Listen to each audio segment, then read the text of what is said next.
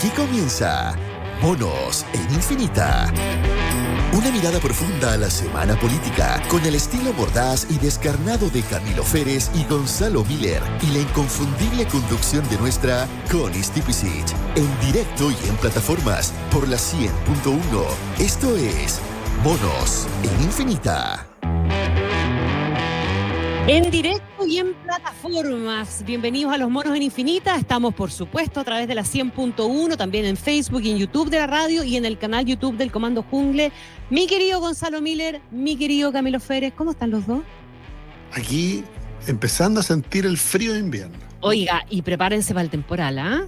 ¿Ah, sí? Sí, se viene. ¿No? Se viene, bueno, en el sur ya está... No, sí, ahí sí, desatado. Ha hecho más que algún desperdicio, digamos, ¿verdad? Y incluso hay víctimas fatales a raíz de las lluvias. Pero nada como la tormenta que hay en Venezuela y cómo ha traído viento también para acá, sopla hacia acá. Pero partamos por lo importante y partamos hablando de Venezuela, que sin duda ha sido el gran tema de la semana y yo creo que como vamos, lo tenemos como tema instaladísimo para mucho rato. Tenemos, por supuesto, que analizar lo que pasa allá, el comportamiento del resto del mundo respecto de Venezuela y después también vamos a mirar cómo estamos por casa, porque este es un tema que nos ha tocado intensamente. Muy, muy en resumen, porque esta cuestión la podríamos partir de muchas partes, pero lo último que ha pasado es un aislamiento de María Corina Machado, escondida, digamos, ¿verdad? Ella no quiere hablar de que está escondida, pero está aislada para evitar que la tomen presa. Hay una convocatoria hecha por la jueza que está a cargo de la revisión que pidió Maduro, Nicolás Maduro, del caso ante la justicia, esta idea de que sea el Tribunal Supremo, donde puro madurista chavista, partiendo por ella, en definitiva, la que zanje la disputa electoral. Había cuenta de que el Consejo Electoral, el CERVEL de allá, en el fondo, no lo ha hecho como corresponde, y está convocando a todos los candidatos, incluyendo a Edmundo González, para que, me imagino yo, en ese acto lo tomen preso, ¿o no? Bueno, solo por nombrar algunas de las cosas que han pasado hoy día, aparte de declaraciones de, comillas, buenas intenciones diplomáticamente hablando, del eje que configuran a estas alturas México, Colombia y Brasil. ¿Quién quiere partir? Porque aquí vamos a desglosar muchas cosas. Don Camilo. Bueno, Maduro logró contener la unidad del madurismo, se mantuvo con eso en el poder, mantiene el control del Estado y ahora está usando ese Estado que controla para perpetuarse y sostenerse. Eso es lo que está haciendo. Y por lo tanto, todos esos elementos como que tienen visos de institucionalidad, uno tiene que tomarlo menos en serio que si fueran procesos de la Conmebol, ¿no? Uh-huh. No creo que resista mucho más análisis y por lo tanto la forma en la que están procediendo todos los actores que tienen fundadas sospechas de que van a ser perseguidos de forma cada día más brutales, creo que tiene mucho sentido. Y desde esa perspectiva creo que estamos frente a una crisis que afecta obviamente no solamente a Venezuela, sino que a todo el continente, donde todos los actores, cual más cual menos, ¿cierto?, han ido subiendo el tono de su preocupación. Sería bueno en esto también destacar lo que hizo el presidente de Chile, que fue de los primeros en poner el punto donde finalmente van a terminar, cual más cual menos, salvo Rusia, Nicaragua y 2, 3 más, digamos, poniendo el acento que es en que aquí no hubo actas que respaldaran las cifras que entregó No hubo información verificable. No hubo información verificable y a estas alturas ya hay que asumirla como no verificada nomás. Uh-huh. Porque en esta cantidad de tiempo tú podías haber hecho, voy a usar la misma analogía, las líneas del bar que queráis. Así que pueden haber sido diagonales, en zigzag, o sea, ahora puede salir lo que sea. Y por lo tanto, esta cuestión tiene una oportunidad. Y esa oportunidad es inmediata, y así son los procesos transparentes y que son verificables. Cuando ya pasa todo este tiempo, ya esto tiene cara de tongo, tiene cola de tongo y tiene cuerpo de tongo. Ahora, por lo mismo, Gonzalo, o Camilo, no sé si para seguir, por lo mismo resulta un poquitito absurdo que siga habiendo países, y acá me remito al comunicado de México, Colombia y Brasil, que sigan pidiendo que sea la institucionalidad la que zanje este tema. Si la institucionalidad no lo va a zanjar para donde debiera zanjarlo. Así es, ¿no? Porque la semana pasada, cuando hablábamos de lo que podía llegar a pasar el domingo, ¿no? El domingo 28 de julio, en el programa anterior, decíamos que qué difícil es analizarlo con una mirada de las reglas democráticas o de la posibilidad, cuando esas reglas no existen en Venezuela, ¿no? Entonces, pedirle transparencia a un gobierno que no la tiene y no tiene ninguna capacidad de otorgarla. El fraude que cometió Maduro tiene que ver con la gran derrota que sufrió electoral, ¿no? Y de alguna manera es una derrota que se ve en la calle. ¿Por qué? Porque el presenciar grandes cantidades de personas en la calle, el votar las estatuas de Chávez, todo eso habla de una pérdida del poder de la calle, del poder del miedo, ¿no? De una dictadura, del control.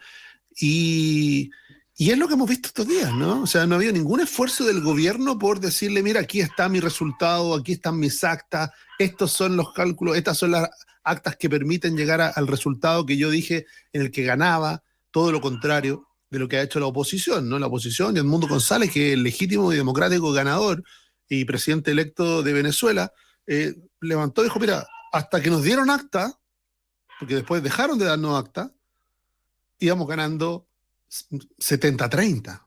O sea, con el 73% de las actas que están online, que están de manera transparente, que son contrastables con lo que la gente estuvo ahí, con los testigos, con todo, con los veedores internacionales, o sea, sometiéndose a todas las pruebas de transparencia, la oposición dice, con el 73% de los votos íbamos ganando con el 70%, los 70-30. Entonces, es casi imposible que el último 20% de las mesas diera vuelta a ese resultado de la manera en que pretende Nicolás Maduro, ¿no? Entonces eso yo creo que pone en una situación imposible a todo el resto. Yo creo que aquí en la política es tiempo y oportunidad, ¿no? Y el pedir los resultados de manera verificable era ingenuo, pero legítimo el domingo, el lunes o el martes. Claro. ¿No? Yo creo que ya después del martes no hay sentido estarle pidiendo de nuevo un poco lo que describe Camilo, ¿no? Que la propia institucionalidad del régimen nos termine diciendo de que ellos están seguros de que ganaron, ¿no? Y sin mayores pruebas o sin mayores declaraciones. Pero, y por otro lado, tenemos ahí ya a esta altura una decena de muertos, hay más de 700 detenidos, están pasando a la clandestinidad, Corina Machado, ¿no? María Corina Machado está pasando a la clandestinidad, esa es la palabra, ¿no? Va a salir, ¿por qué? Porque teme por su vida, y lo mismo ocurre con Edmundo González, ¿no? Con el ganador de la elección y con muchas figuras de la oposición. Entonces, la reacción, yo creo que de las que he visto, la que me parece más certera es la de la OEA, ¿no? Que reacciona primero pidiendo un resultado verificable en los primeros días y después escala, ¿no? Dice, ya, esto ya no se trata, esto ya es un fraude. Aquí hay un fraude y ahora lo que tenemos es una dictadura tratando de sostenerse por la vía de la fuerza, por la vía de la violación de los derechos humanos en el poder. OEA que también actuó con la reunión de cancilleres en la que Chile forma parte. No, por eso. Hay, un poco lo que decíamos, la institucionalidad internacional, y en este caso la OEA, es la que de alguna manera ha tomado el liderazgo en eso, ¿no? Y habla de llevar allá a Nicolás Maduro para que hay una orden de arresto contra él del Tribunal Penal Internacional. O sea, ha seguido el camino de acuerdo a los eventos y de acuerdo a los tiempos. Por eso digo yo que hay que tener mucho cuidado con gobiernos como el de Petro, ¿no? Que están pidiendo transparencia porque no se atreven a apoyar a Nicolás Maduro, sienten que no lo pueden hacer. ¿Por qué? Porque además se da la coyuntura de que no estamos hablando de algo que solo pasó en Venezuela y que nos debiera afectar igual en términos a los que creemos la democracia como un valor importante, ¿no? Como el sistema que permite las libertades, ¿no? de las personas, sino que es algo que nos va a afectar inmediatamente. De hecho, el primero que lo cree así es el propio gobierno chileno, que ya tiene desplegado en la frontera, ¿no? Esperando una oleada, una nueva oleada, se habla de hasta 500.000 venezolanos, una nueva diáspora a propósito de el fraude y posterior represión de la oposición en Venezuela. Déjenme preguntarles a los dos, yo sé que esto puede ser un poquito de ficción, pero este tipo de cuestiones han pasado en la historia y la pregunta del millón es, ¿cómo se sale de esto? Porque hay no sé si es opción o no, si ustedes se lo imaginan como opción, que hay un espacio para negociar con Maduro. ¿Qué es lo que uno se hubiera imaginado ingenuamente si es que Maduro hubiera reconocido el triunfo avasallador de la oposición, verdad? una salida negociada, con una transición que dura 5 meses, además, porque ese es el plazo para que asuma la alternancia en el poder, en definitiva.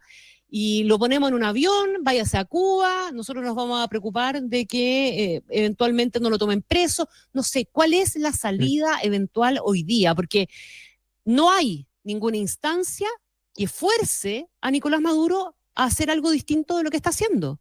Puede hacerlo y puede seguir haciéndolo. Claro, lo que pasa es que a nosotros se nos olvida, pero esa frase de von Clausewitz respecto de que la guerra es la continuación de la política por otros medios, habla de que el sustrato último, ¿cierto?, de la política es también una condición de fuerza. Y lo que pasa es que, claro, cuando esa fuerza está arreglada y tiene pesos y contrapesos, opera de una determinada forma. Cuando no las tiene, que este es el caso, ¿cierto?, presenciamos lo que estamos viendo ahora. Y por lo tanto, el factor determinante para que esto derivara en una negociación o en un reconocimiento, aunque fuese tardío, dependía de que Maduro no tuviera el control de la fuerza, que tuviese fisuras dentro de sus propias huestes. Alguna vez especulamos aquí, mientras estábamos viendo lo que podía pasar, ¿cierto?, con un Matei que reconociera pronto la derrota, ese tipo de fisuras, ¿cierto?, que te permiten ir encapsulando a el que se quiere perpetuar en el poder y finalmente dejarlo en una condición de negociación o de transición.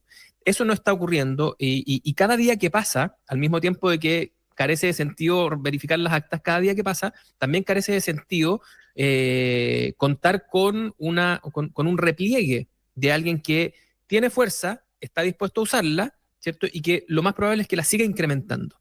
Y por lo tanto, aquí hay una fatalidad, si esto hay que asumirlo como es. Tampoco puedes tomar, digamos, salvo que entres en una condición de fuerza desde otros países contra Venezuela, no puedes sino asumir que lo que quede ahí en algún minuto va a ser el régimen con el cual va a haber que entenderse de buena o de mala manera. Aquí no hay soluciones perfectas, no las hay. Y es lo más parecido a la política, solo que en su versión probablemente menos presentable. Yo el domingo escuché mucho la imagen del 88, ¿no? Del 5 de octubre del 88, se repitió mucho, sobre todo los analistas del socialismo democrático lo usaban, ¿no? Como pensando en que con el voto iba a caer la dictadura venezolana.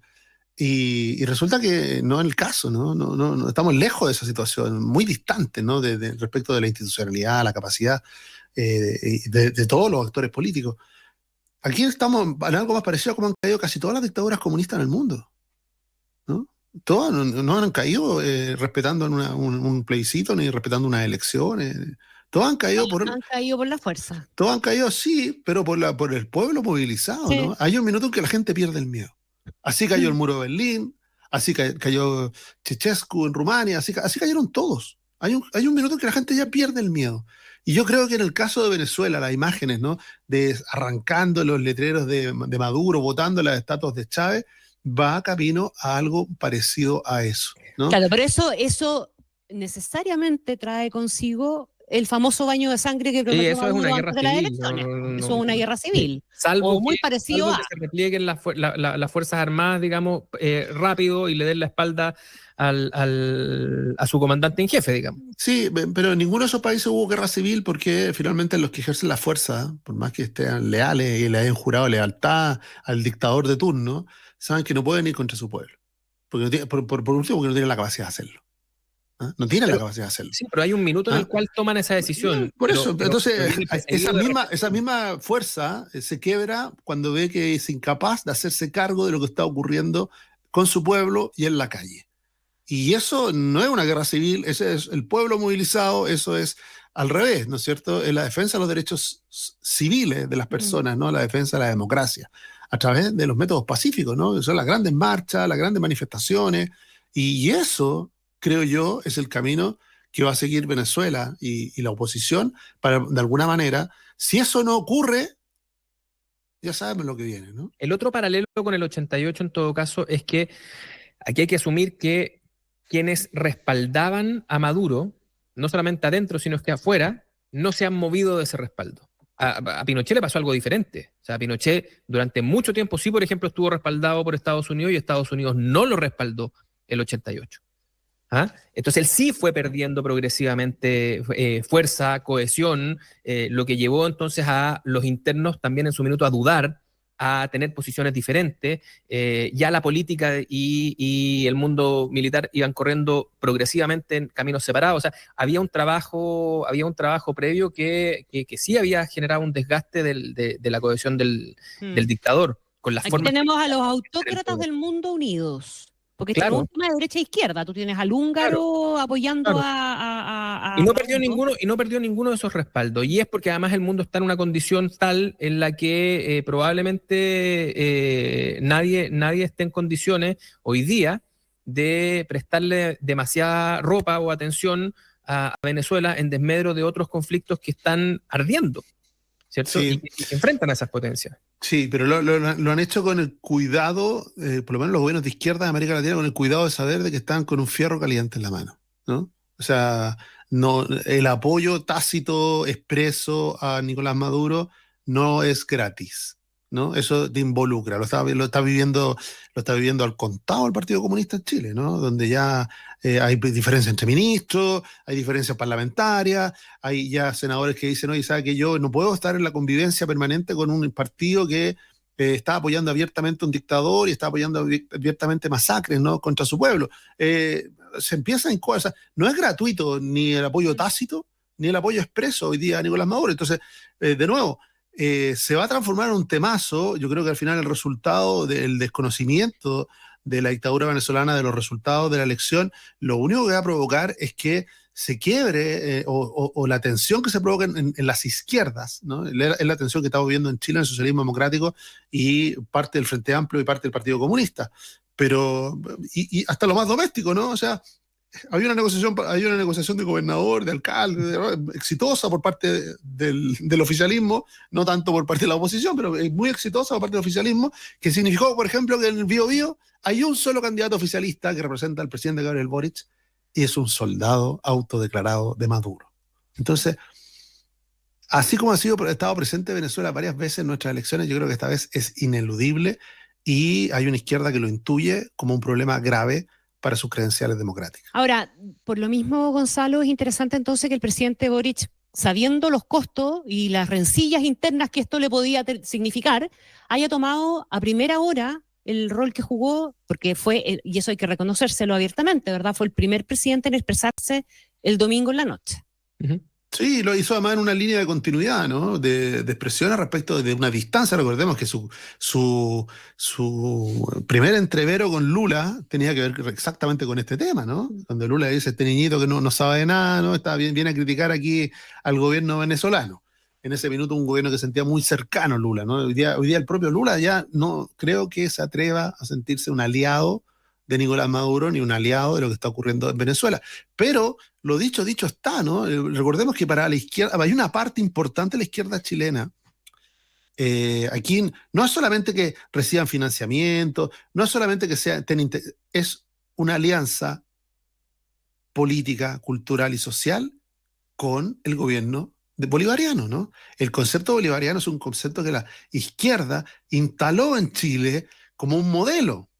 Y de alguna manera, parte importante de ese modelo lo vimos en el proceso constitucional, en el primero, ¿no? En la convención, hacia dónde se aspiraba y lo que se veía como algo a lo cual se quería llegar.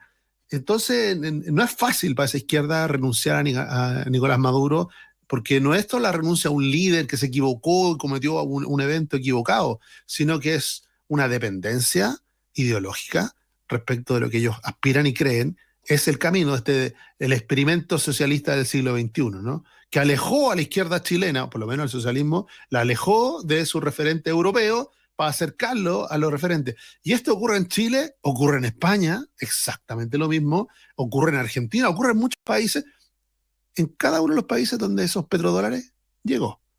Tengo una diferencia en todo caso ahí con Gonzalo. Yo creo, como lo comentábamos hoy día en la mañana, Connie, que el problema para el gobierno está mucho más acotado que para el PC. Yo creo que esto se va antes al PC que al gobierno. Incluso el supuesto entrevero entre ministros, yo tengo la impresión de que lo que hace la ministra Jara es cortar esa discusión. Y de hecho prometía hoy día con seguir escalando y no siguió escalando. No, porque Montes dijo no tengo nada más que agregar. Exactamente. Y por lo tanto yo creo que... Lagos Weber y Monte, ¿dónde hablaron? ¿Dónde dijeron lo que dijeron? En Infinita. En Infinita, pues. Sí, no, si están todas las cosas están pasando en Infinita. ¿Ah? Oye, creo que... Ay, pero profundiza en eso, porque sí. Yo creo que tienes un punto, yo creo que el presidente ha apostado un poquito a eso, ¿verdad? Que esta crisis se radique en el Partido Comunista. El presidente ha mantenido una línea, ha logrado que el gobierno... Esto no es automático. Todos los gobiernos además han tenido estas diferencias. Las tuvo Piñera con los cómplices pasivos, o sea, todos tienen su incomodidad y sus límites dentro de sus coaliciones que los hacen en algún minuto preguntarse por esas lealtades internas o externas. Pero creo que el orden en el gobierno llegó más rápido y se va a mantener de manera más firme, que es lo que va a pasar con el propio Partido Comunista, porque aquí lo que está haciendo Lautaro Carmona es amarrarse ni más ni menos que a Maduro y Jadwe. Son dos patas que son harto complicadas. Y que elecciones mediante, todo el que no esté pensando en la elección interna del propio PC, tiene que tomar en consideración que estos son pesos difíciles de solventar con miras a los grandes electorados. Y por lo tanto, creo que el problema lo traslada nuevamente el PC hacia sí. Es cierto que en el Frente Amplio hay también miradas divergentes a este respecto, pero mi impresión es que ahí también hay un marcado énfasis generacional, que la generación de Boric, por así decirlo, es mucho más instintivamente lejana desde tempranas horas a las formas del madurismo, ¿cierto? No tienen esa cercanía experiencial ni con Cuba, y lo pueden mirar con cariño y todo lo que tú queráis, digamos, pero no tienen esa relación carnal que sí tiene la vieja guardia de la izquierda más tradicional. Y por lo tanto creo, insisto, que este es un problema que nuevamente se traslada más hacia dentro del partido que hacia dentro del gobierno. No digo que no exista, pero hay no, sin duda. A quien le pega más al Partido Comunista, pero aquí yo creo es verdad que tenemos una diferencia con Camilo. Vamos a estar de acuerdo en eso. Hay una diferencia. ¿Por qué? Porque esa diferencia generacional yo creo que no existe en el caso de Maduro. No existe. Es cosa de mirar el peregrinaje, ¿no? Las Karina Oliva, los jóvenes frente amplistas iban a Caracas, iban a aprender del modelo, iban a consumir los mismos libros, iban a recibir los mismos dólares. O sea, no hay una diferencia. Al presente, no la Karina Oliva, obviamente, ¿verdad? Sí, no hay. Más de la paradoja ridícula de la Karina Oliva yendo a ser observadora de un proceso electoral, digamos. Sí, pero tráelos al presente. No, o sea, lo que digo, o sea, en el caso de las ministras, ¿no? De Camila Vallejo y de Carol Cariola, no son sus declaraciones de hace 10 años, digo. No hay que hacer arqueología tuitera. El domingo, Camila Vallejo no fue capaz de decir que lo que está instalado en el régimen venezolano era una dictadura. No es capaz de decirlo.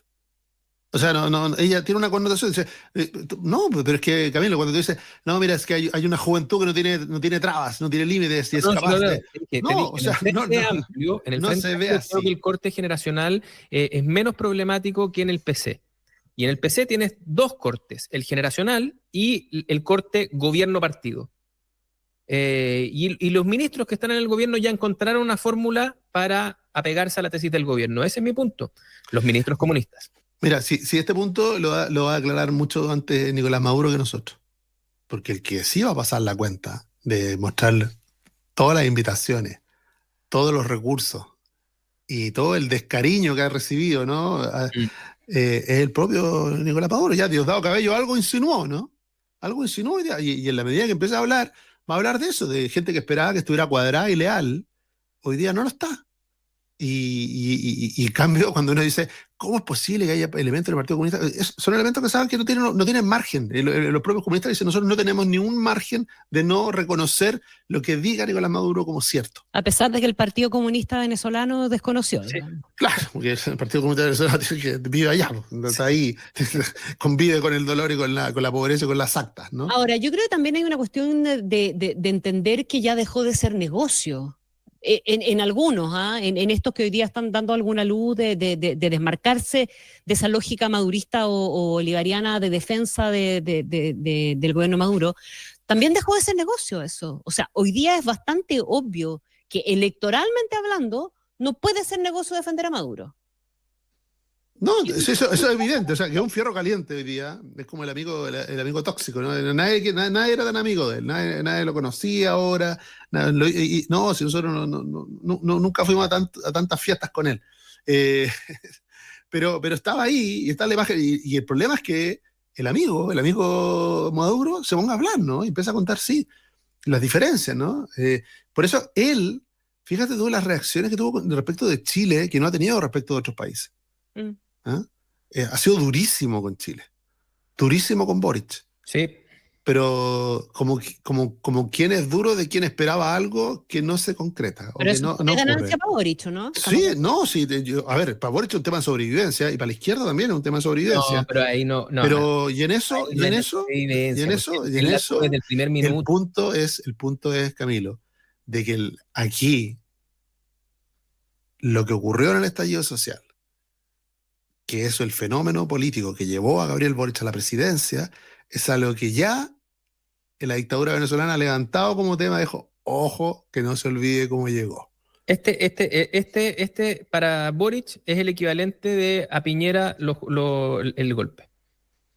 Uno puede ver 25 vaivenes, Piñera se cambió hasta de equipo, pero a ese respecto nunca tuvo una duda y siempre condicionó a su coalición a que esa era su postura.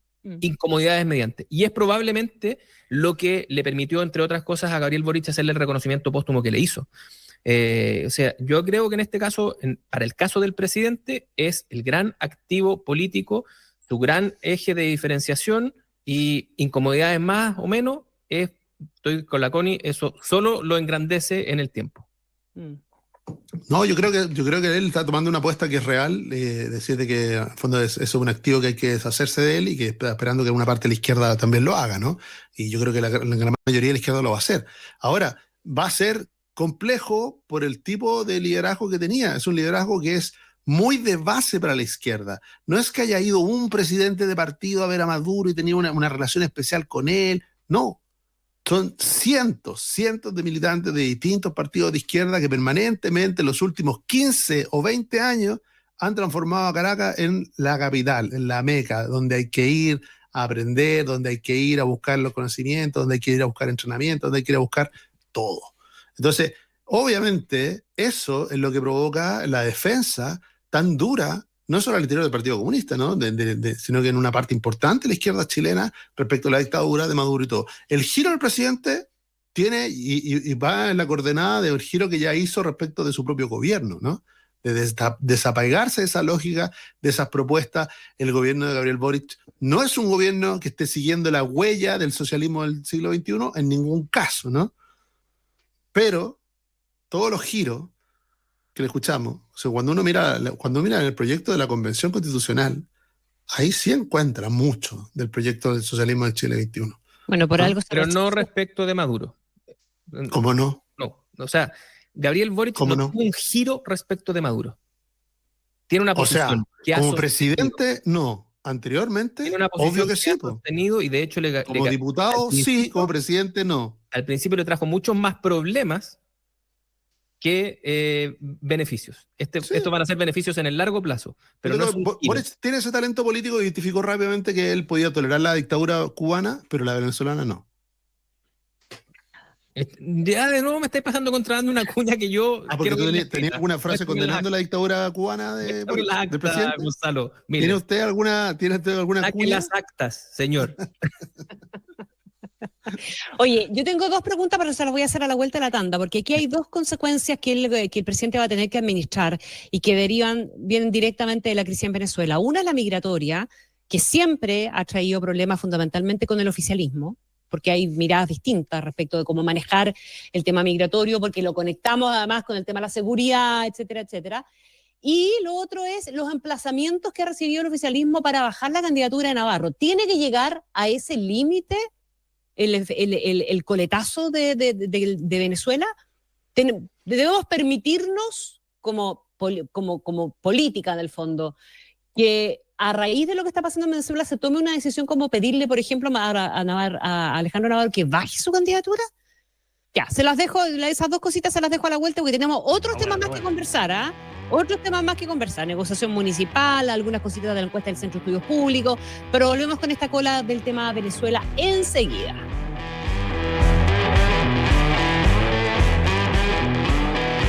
Escuchas Monos en Infinita con Connie Stipicic, Camilo Férez y Gonzalo Miller. Pausa y ya volvemos. Queridos pasajeros, después de un largo viaje en tren, llegamos a la ciudad de Temuco. Esperamos que pasen una buena estadía. Los invitamos a conocer nuestro estadio, museos y los distintos lugares que trabajaron en el programa de recuperación de barrios del Mimbu con el plan de emergencia habitacional. Ahora tenemos unas plazas bien bonitas, porque cuando se construyen cambios, se construyen sueños. Conoce más sobre el plan de emergencia habitacional en www.mimbu.cl. Ministerio de Vivienda y Urbanismo. Gobierno de Chile. Uno no elige dónde nacer, pero sí cómo vivir. Y aunque tengamos la misma sangre, no permitiré que pisotee nuestra dignidad.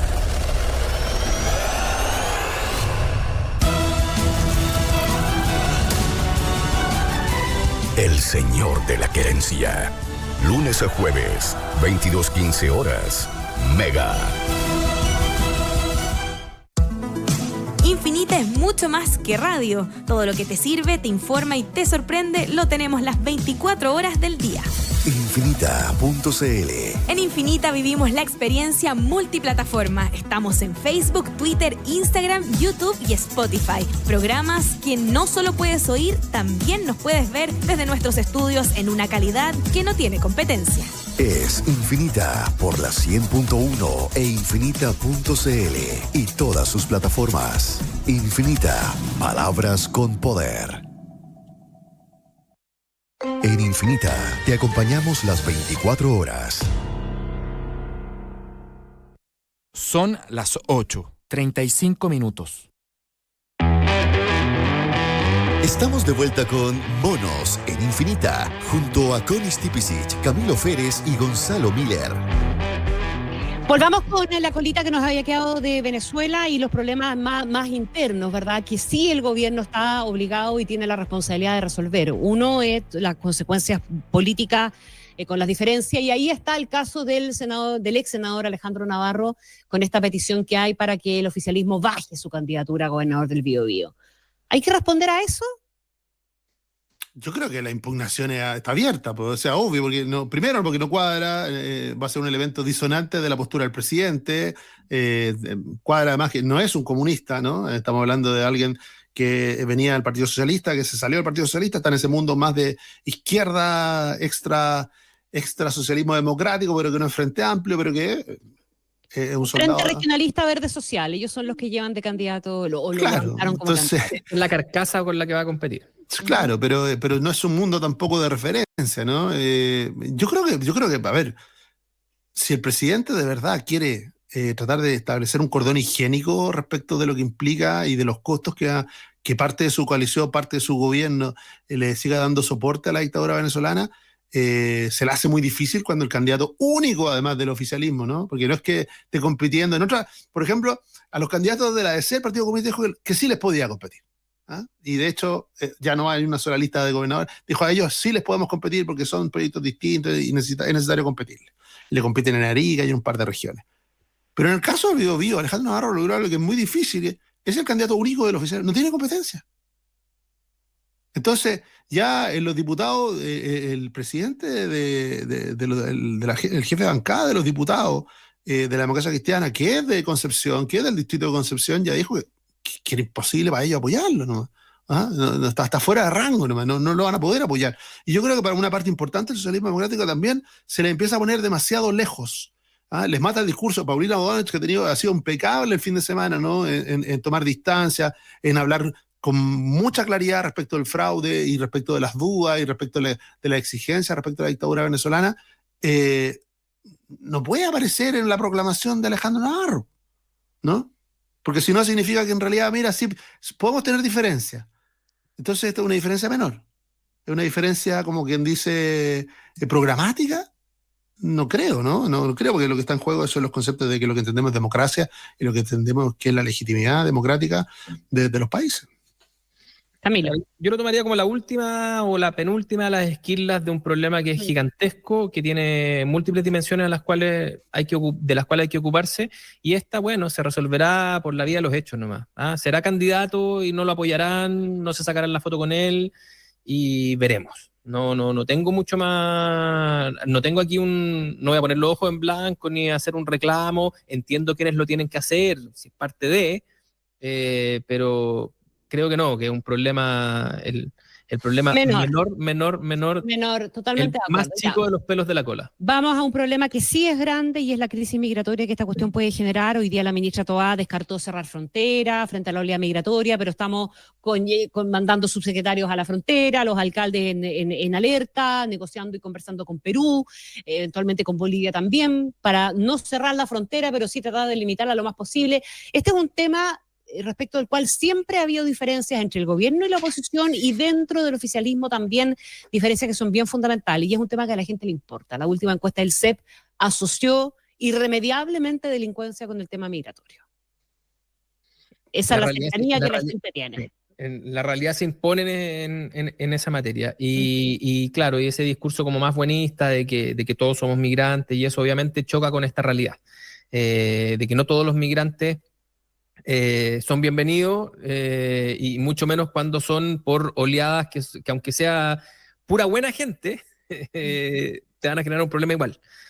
Los países tienen muchos problemas con esto.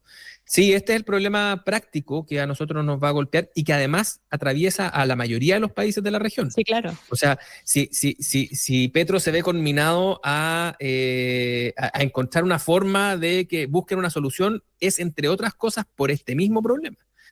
Él enfrenta el mismo problema. Y aquí yo creo que, de nuevo, los discursos como más buenistas al respecto van a quedar más o menos marginalizados, porque el gobierno tiene que lidiar con la realidad y no con un plano ideal. Y creo que no van a pasar de ser pequeños disturbios en la fuerza y no mucho más que eso. Yo creo que aquí en política pública ya lo se llama el error tipo 2, es decir, cuando el diagnóstico está equivocado, cuando damos por ciertas cosas, ¿no? Aquí lo peor es confundir cosas, ¿no? Aquí nosotros tenemos una inmigración descontrolada que genera un tipo de problemas, ¿no? Una presión muy fuerte en los servicios de salud, una presión muy fuerte en lo educacional, una presión muy fuerte en vivienda, ¿no? Y a propósito del problema de la inmigración irregular, a propósito de la vulnerabilidad de la frontera, a propósito de la incapacidad de establecer una frontera segura, eso habilita para que el crimen organizado entre y salga de nuestro país como quiera, ¿no? Y no diferenciar esas dos cosas es de alguna manera también renunciar a hacerse cargo de ella y encontrarle una solución correcta. Yo creo que confundirla es el peor de los escenarios. ¿Quién la confunde? Se confunde permanentemente, porque terminamos hablando a ver, la hemos confundido, la izquierda la ha confundido hasta hace un año y medio, la tenía absolutamente confundida, ¿no? Que cada vez que uno le hablaba de inmigración irregular, decían el derecho a migrar. De hecho, hay una parte de la izquierda que cree que hay un derecho a migrar. Cada vez que se hablaba de cerrar la frontera, decía que no. Y yo creo que aquí lo que hay que entender es que, primero, la migración produce ciertos problemas, porque tampoco esa migración irregular es aséptica, ¿no? No produce problemas, los produce de convivencia, montones de problemas, pero son un tipo de problemas. Lo que sí no podemos desconocer es de que ahora lo que se ha instalado es otro tipo de problemas. Crimen organizado, bandas internacionales, sicariato, secuestro, o sea, toda esa realidad que hasta hace poco decíamos, oiga, pues es cosa de mirar las cárceles, la mayoría son chilenos, dejó de ser así, ¿no? Ese es un fenómeno nuevo, brutal, que se instaló en el último año y medio, 2 años, que le tocó a este gobierno y le ha costado mucho hacerse cargo de él de manera más frontal. Entonces, primero, no confundir, y lo segundo, es decir, bueno, aquí en lo que tiene que ver, y por eso que en la conversación de lo que pasa en Venezuela sí tiene efecto en Chile, de hecho sí lo entiende el gobierno, y tenemos al subsecretario del Interior nada más ni nada menos que en Colchane, ¿no es cierto? Y yendo a Arica, ¿no? Esperando una oleada migratoria, no solo Chile, ¿no? Perú, todo. Sí. Se dice que en Chile hay 500.000 venezolanos, 600.000, hay 400.000 de manera legal, hay una cantidad que no lo está, pero hablan de que eso en su número podría doblarse en menos de un año. Entonces, obvio que eso obliga y desafía a la autoridad, desafía al gobierno, y yo me atrevo a reconocer que esta reacción nunca la hubiera tenido el gobierno hace un año atrás. Y hace 2 años, de hecho, si otro subsecretario del Interior hubiera hecho esto, hubiera sido acusado no solo de xenófobo, ¿no? Sino que criminalizar la migración. Una larga lista de adjetivos, ¿no? Hubiera recibido ese subsecretario del Interior. Y hoy día no, hoy día es la reacción natural, instintiva, decirle sí, es una alerta que está viviendo Perú, que está viviendo Ecuador, que está viviendo Colombia y también Chile. Deja quedarme con una cuestión que dijiste, Gonzalo, que me hizo clic con el caso Cañete, porque esta desromantización de la migración, empezando a hacer ya la separación, por lo menos uno tiene claro que hay autoridades que ya le hicieron esa división del error de diagnóstico 2 que tú decías, ¿verdad? De mezclar y decir que toda la migración era buena, que todo el mundo tenía derecho a migrar independiente de si era un delincuente o no era un delincuente. Hoy día ya sabemos que hay que separar las cosas y se pierde esa mirada romántica en alguno respecto de la migración. Está pasando, creo yo, también lo mismo respecto de la macrozona sur. Y el caso Cañete probablemente sea un tremendo símbolo. Bueno, la figura de Yaitul, por cierto, también nos puede llevar un poquito a eso, ¿verdad? O sea, Yaitul tiene una condena de 23 años de cárcel por delitos gravísimos, que lo sacan en algunas dimensiones de esos delitos, se sale de la causa mapuche, 100%, robo madera, etcétera, etcétera. Aquí tenemos un crimen hecho, planificado con toda la alevosía, la premeditación, la maldad, el sadismo. Miren, me pueden faltar todos los calificativos, si ustedes quieren meterle más, métanle más. De los 3 carabineros en Cañete, en el día institucional, ¿verdad? El 27 de abril recién pasado. Todavía no sabemos por qué, pero no tenía nada que ver con la causa mapuche, a pesar del segundo apellido de los que hoy día están detenidos y de los que siguen siendo buscados. Ahí también tenemos un quiebre importante y una desromantización que va a permitir y que nos va a permitir separar, ¿verdad? Bien separado, como lo está haciendo la gente con la que está Alfredo Moreno trabajando en esta comisión de paz, el tema mapuche del tema delincuencial _terrorista, ¿o no? Y que además no se está desromantizando de manera aislada.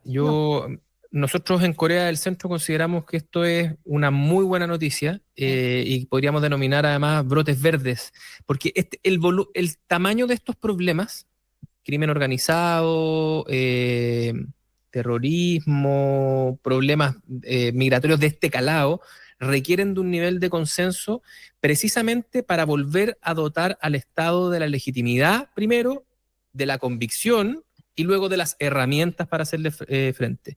Y creo que en el caso de Cañete, además, hay que sumar el tema de las herramientas. Si tú te fijas, el problema que había con este tipo de delitos en el pasado no solamente tenía que ver con qué es lo que pensaban los gobiernos de turno o las oposiciones de turno, o cuán románticas pudiese ser su mirada, que sí era una parte.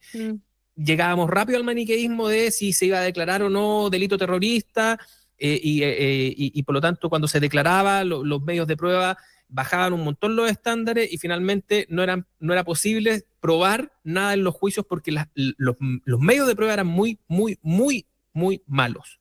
En este caso, además, se está viendo un estándar de investigación y de prueba que es bastante inédito para la fase judicial en la que se encuentra el caso de Cañete.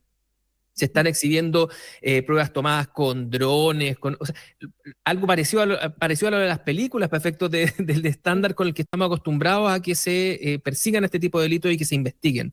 Y por lo tanto, es sumamente importante. Yo creo que eso es una construcción que ha sido larga, que no siempre ha seguido los cursos que debía seguir. Sin ir más lejos, no se produce en el gobierno que, como dice Gonzalo, siempre ha creído en cerrar las fronteras o en llamar terrorismo a lo que ocurre en la Araucanía, sino que ocurre en un gobierno de otro signo.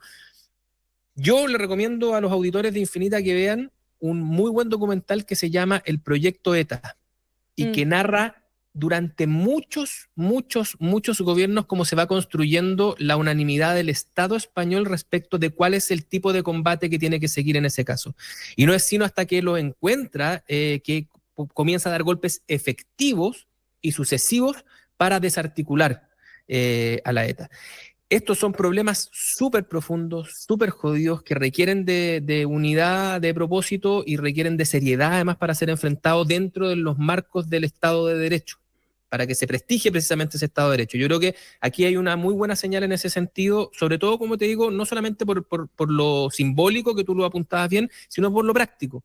Aquí el Estado se está comportando a la altura del tipo de combate que tiene que dar para que legalmente existan las pruebas suficientes y además la conciencia suficiente en quienes escuchan esas pruebas del tipo de delito que enfrentamos.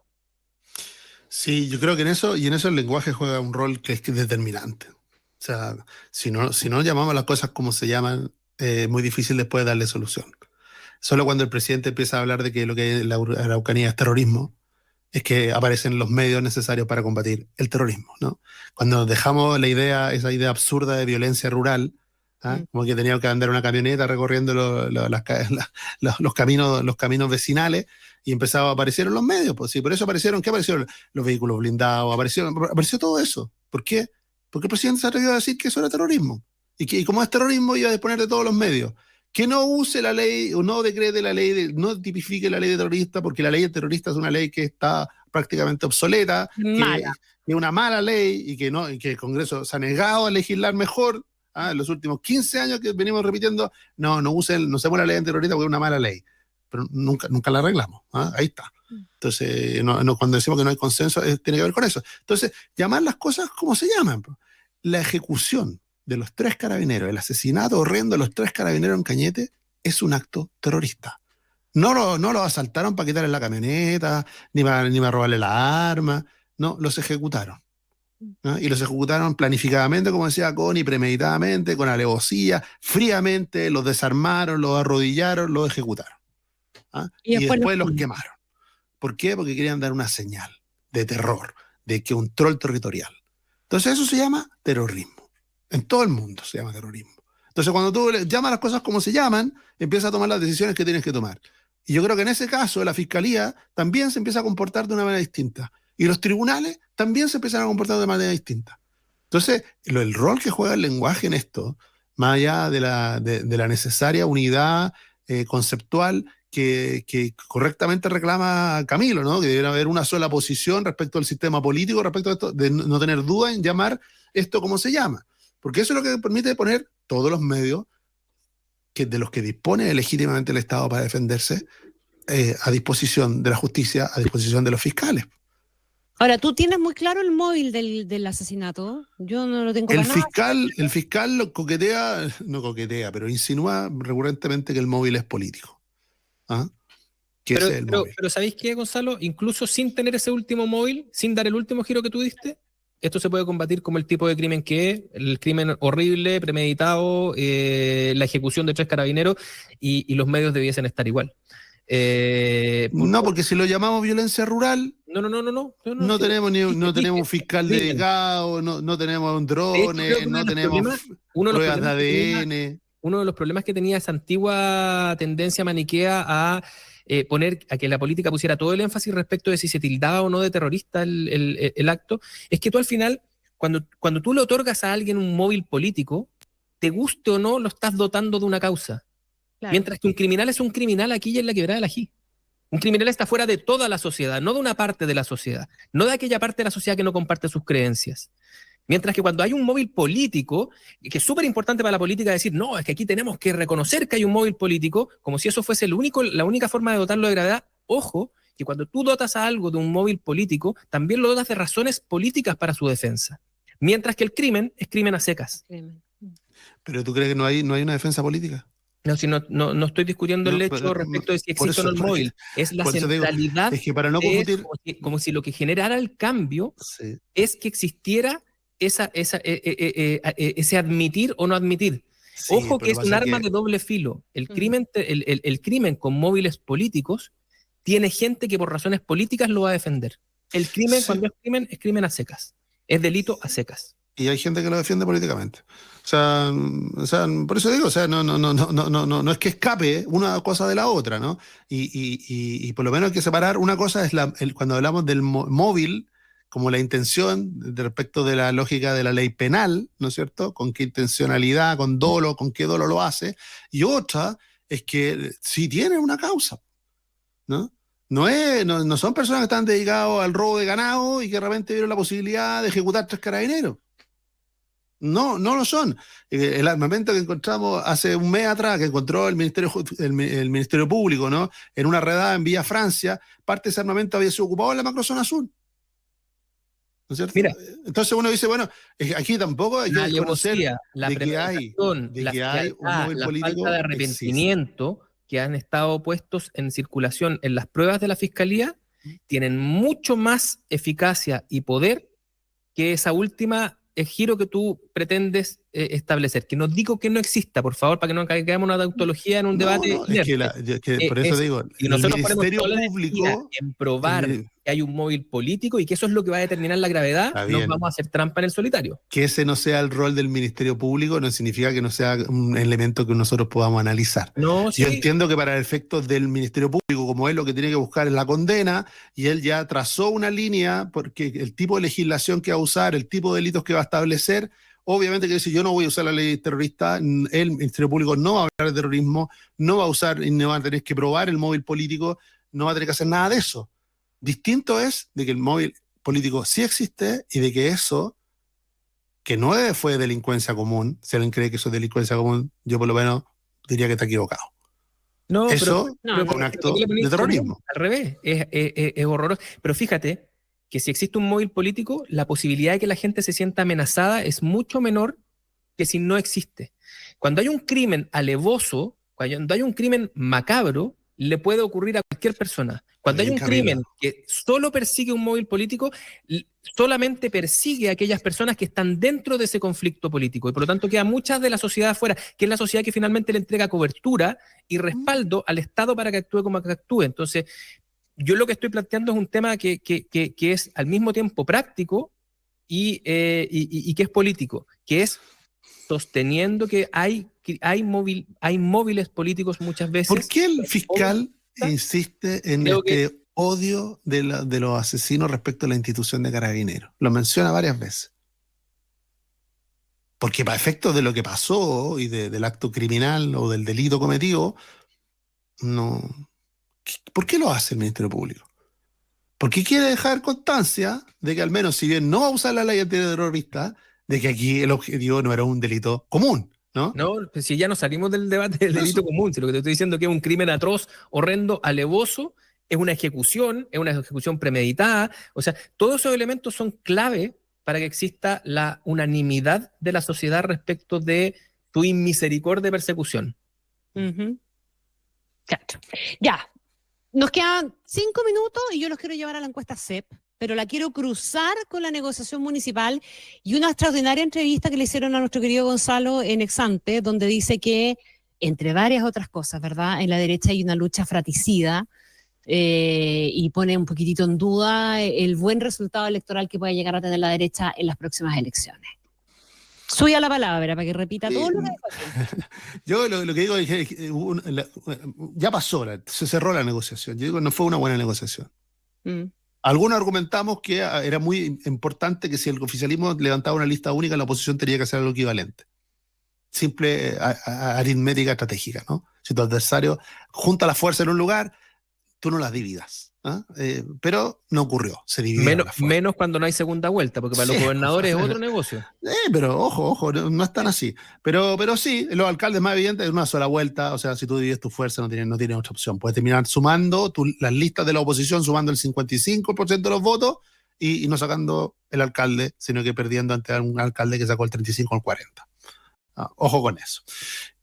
O sea, y después la otra teoría era la de los pactos por omisión, y es cosa mirar las listas, y lo único que de verdad hicieron pactos por omisión de manera exitosa fue el propio oficialismo, en la lista de gobernadores, pues el alcalde tiene lista única.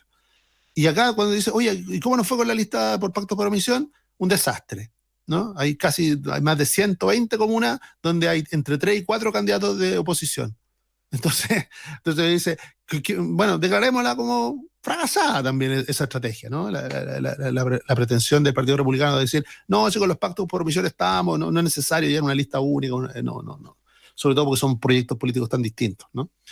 Y eso pone en contrapié en la competencia. O sea, los partidos no fueron capaces de hacer las dos cosas que tenían que hacer. No fueron capaces de hacerlas. Cuando hablamos de la oposición, no fueron capaces de hacerlas. Fracasaron en eso. Y eso es un dato, ¿no? Yo no escuchaba a nadie que haya sostenido que esta fue una negociación municipal exitosa, al menos, ¿no? Nadie. Entonces, uno dice, bueno, ¿qué va a pasar? Bueno, gracias a Dios, no todo depende de los partidos. Porque, solo pongo un ejemplo, ¿no? En Santiago Centro, Mario Desbordes está peleando voto a voto con Iracy Hasler la alcaldía de Santiago. Pero hay otros candidatos de oposición.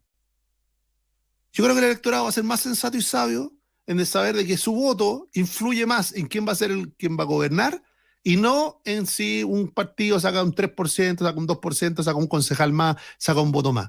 Y cuando hablo de una lucha fratricida, hablo de eso, ¿no? De decirle que pareciera ser que en algún minuto es mucho más importante derrotar al partido de al lado, sacarle un concejal más, un voto más, y no derrotar al adversario político que está al frente.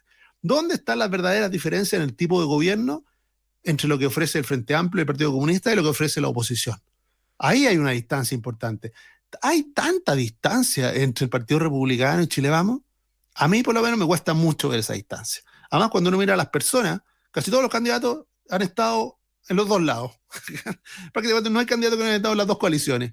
¿Ah? La cantidad de ex-seremis, ¿no?, que van de candidato por el Partido Republicano y otros, me hace dudar de que los proyectos políticos sean tan dramáticamente distintos, ¿no? Y sobre todo, porque además esos partidos acaban de enfrentar una elección juntos. La perdieron juntos en diciembre del año pasado. Entonces, ¿cómo es tan divergente los partidos políticos hoy día que no pueden estar y no pueden votar? Por eso que a mí me hace mucho ruido que José Antonio Kast y Evelyn Matei no puedan apoyar al mismo candidato a alcalde, al mismo candidato a gobernador en cada una de las regiones. Si no son capaces de hacerlo es porque están pensando en otra cosa. Y eso es mejor ponerlo en evidencia o sincerarlo nomás, porque se está pensando en otra cosa. Camilo. Solo decir que vamos a tener que empezar a revisar el discurso de la incompetencia del gobierno a la luz de este tipo de antecedentes, porque lo que dice Gonzalo es cierto. O sea, finalmente sí se pudo construir una lógica de al menos unidad de propósito. Esto no es una unidad de objetivo, no es una unidad ni ideológica, no, unidad de propósito que le permite al oficialismo, cual más cual menos, ir bastante más ordenado. Mientras que la oposición no existe un aglutinador. Algunos dicen que el último fue Sebastián Piñera. No existe un aglutinador, que no tiene por qué ser una persona, que puede ser un proyecto, que les permita deponer sus ansias de crecer respecto del adversario en relación a un proyecto de mediano o largo plazo. Entonces, le crece Republicanos a la UDI, a Republicanos le crece el Partido Social Cristiano, y todos tienen más achitas por afilar adentro que afuera. Yo creo que ese es finalmente lo que pasó.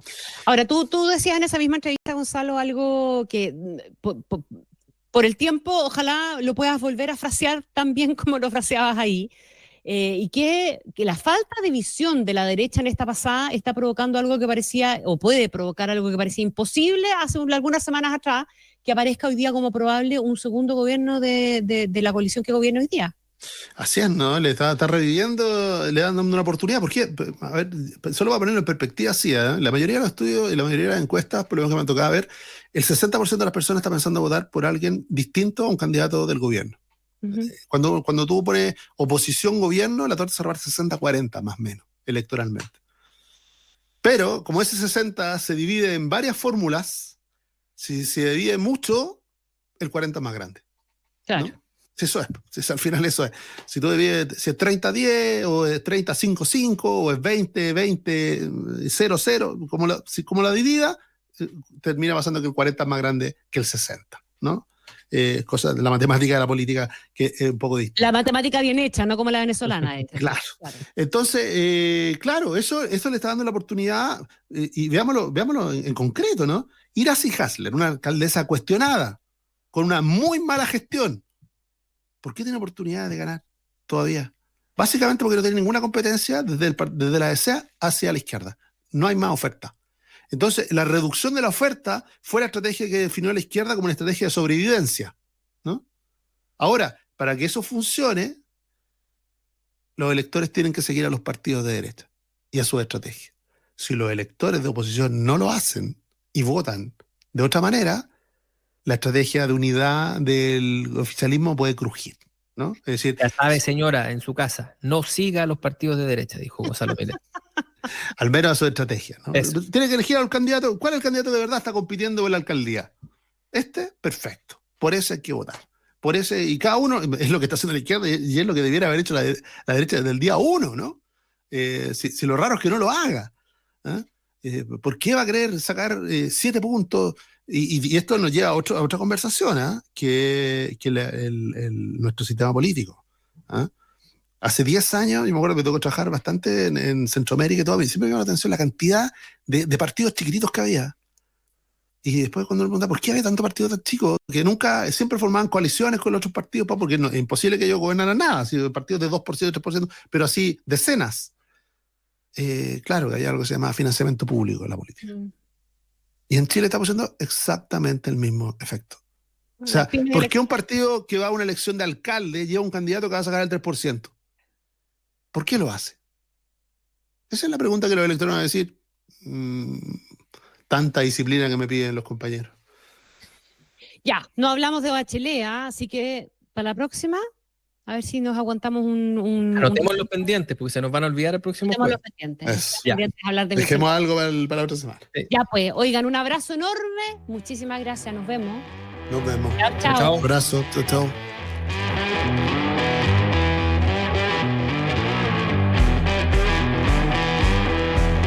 Aquí termina Monos en Infinita, una mirada profunda a la semana política, con el estilo mordaz y descarnado de Camilo Férez y Gonzalo Miller, y la inconfundible conducción de nuestra Connie Stipicic, en directo y en plataformas por la 100.1. Esto fue Monos